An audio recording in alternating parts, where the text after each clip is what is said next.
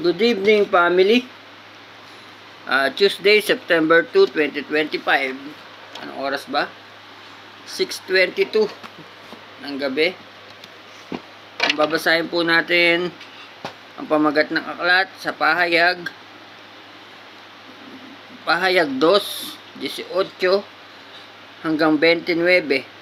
Ang pamagat, ang mensahe para sa iglesia sa Thyatira. Isulat mo sa anghel ng iglesia sa Thyatira. Ito ang sinasabi ng anak ng Diyos na may matang parang apoy na nagliliyab.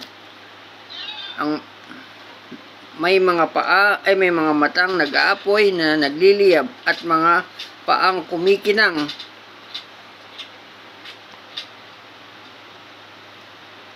Na parang tanso, pinakikintab. Alam ko ang ginagawa mo, ang iyong pag-ibig, katapatan, paglilingkod, at pagtitiyaga. Nalalaman ko ang mga ginagawa mo ngayon ay higit kaysa noon. Ngunit ito ang ayaw ko sa iyo.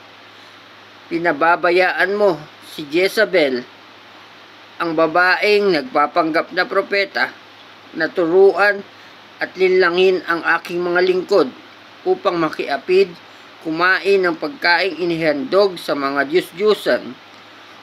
Binigyan ko siya ng sapat na panahon upang pagsisihan, talikuran ang kanyang pakikiapid, ngunit ayaw niya. Kaya nga bibigyan ko siya ng malubhang sakit, pati ang mga kasama niya sa pangangalo niya. Daranas sila ng matinding kapighatian kung hindi nila pagsisisihan at tatalikuran ang kanyang ginawa. Ang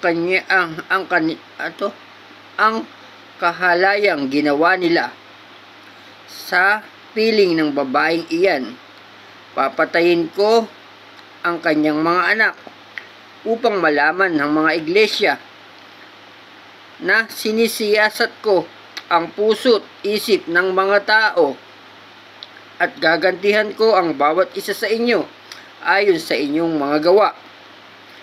Ngunit para sa ibang mga taga-Thyatira na hindi sumunod sa katuruan ni Jezabel, hindi natuto ng tinatawag na malalim na lihim ni Satanas, ito ang sinasabi ko sa inyo, hindi ko kayo bibigyan ng ibang pasanin, ngunit panghawakan ninyo kung ano ang mayroon kayo hanggang ako'y dumating.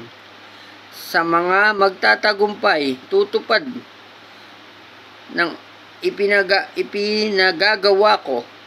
Hanggang sa wakas, ibibigay ko sa kanya ang pamamahala sa mga bansa. Mamamahala siya sa pamamagitan ng tungkod na bakal at dudurugin niya ang mga bansa na parang mga palayo. Ibinibigay ko ito kung paano ibinigay ito sa akin ng Ama. Ibinigay ko rin sa mga magtatagumpay ang bituin sa umaga.